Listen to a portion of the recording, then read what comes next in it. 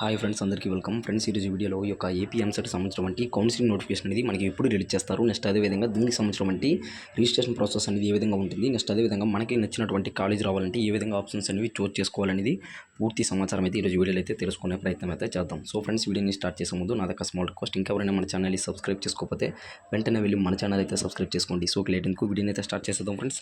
So ముందుగా ప్రతి ఒక్కరైతే fee అయితే పే చేయాల్సి ఉంటుందండి. సో ఆల్రెడీ మనకైతే ఫీజు పే చేసినటువంటి ఆల్రెడీ మనకి స్టేటస్ కూడా ఇవ్వడం జరిగింది, అంటే ఫీజు అనేది ఏ విధంగా చెక్ చేసుకోవాలనేది.